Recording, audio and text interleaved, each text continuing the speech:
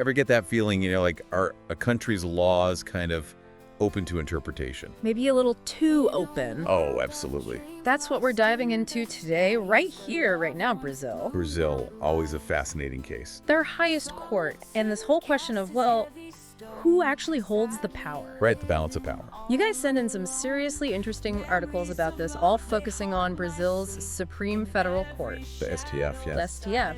And apparently there's this, growing concern. Some are even calling it get this, Let me guess. a dictatorship of the Robe. Dictatorship of the Robe. Haven't heard that one before. I know, right? So we gotta unpack this. Why is everyone suddenly so concerned? And what's the big deal with this whole dictatorship idea? Well, it's interesting, you see. The articles point to Brazil's 1988 constitution. Now, this was written right after they broke free from a real dictatorship, a military one. Right. So naturally, they wanted to build a strong, independent judiciary. Absolutely vital after years of authoritarian rule. Makes sense. But, and this is a big but, it's possible they accidentally gave the STF a little too much power in the process. Not too much, huh? All right, so let's talk about this loophole everyone's mentioning. What are these sources really getting at?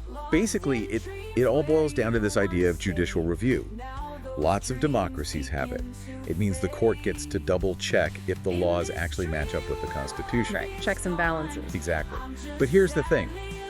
The strength of that review, how much leeway the courts have to interpret things, that's what varies. And the concern with Brazil is that the STF's interpretation essentially becomes law.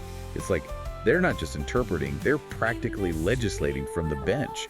And that has some people worried because it might sideline the will of the people, the ones who actually voted for those elected officials. It's like they're bypassing the whole system. In a way, yeah. And it raises questions about accountability. So is this a uniquely Brazilian problem? Or are these power struggles happening elsewhere? Oh no, not at all. This tension, this push and pull between branches of government, it's a tale as old as time. Think about the U.S. Supreme Court, for example. Always sparks debate. Even with a different system, the core issue is the same. Where do you draw that line in the sand? When does a court go from upholding the Constitution to maybe overstepping? Becoming too powerful. Right, exactly. It's a tough one. And these articles, they raise another red flag, how those justices actually get appointed to the STF in the first place. Yes, the appointment process. Yeah. Always a sensitive topic.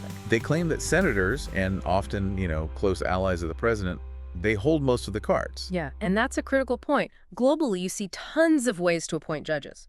Direct elections, parliamentary votes, independent commissions. Every country's got their own flavor. Right. But the goal is always, ideally, to balance judicial independence with accountability. You want judges who are free to make tough calls, but you also need ways to hold them responsible. And when you have political loyalty playing a big role, which the articles seem to suggest is happening in Brazil. Right.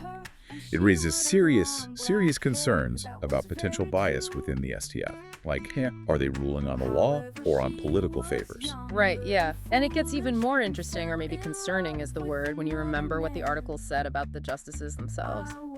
Only 2 out of 11 are actually career judges. That's wild. I mean, what are the implications of that? Well, for one, it makes you wonder about their interpretation of the Constitution, doesn't it? Yeah, like are they looking at it purely through a legal lens? Or is it colored by their own backgrounds, their political ties, all of that? Exactly. And it all ties back to that dictatorship of the Robe idea. If most of the justices aren't coming from a purely legal background, well, it's easy to see why people might worry about the court becoming too politicized. Too much power concentrated in too few hands. That's one way to put it. Speaking of too much power, the sources also mentioned cases of journalists being targeted. Apparently, some have even gone into exile because of the STF's actions. Yeah, that's a worrying trend. See, a free press, that's the cornerstone of any functioning democracy. Journalists have to be able to hold power to account, speak truth to power without fear of being silenced. The moment you start seeing journalists targeted, it has a chilling effect on everyone. People get scared to speak out, dissent gets stifled. It's a scary thought. Really makes you think about the fragility of free speech, It's something we can never take for granted. Definitely not.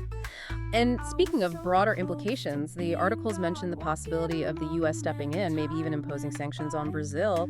What makes this a big deal on an international level? Well, think of it this way. Many democracies see themselves as part of a global community, right? Yeah. So when one country starts to show signs of democratic backsliding, others are going to sit up and take notice. They can't just ignore it. Exactly. They might try to apply pressure through diplomatic channels, sanctions, or even by rethinking alliances. Now, it's not always effective, but that international pressure can sometimes be the push a country needs to make changes internally. So we've got this constitution that was supposed to protect democracy, but now it's potentially being used to undermine it. We've got a potential power imbalance, and now the whole international community is watching. What a mess. It really goes to show, doesn't it? Democracy is fragile. It takes constant work, constant vigilance to maintain that balance between safeguarding rights and preventing abuses of power.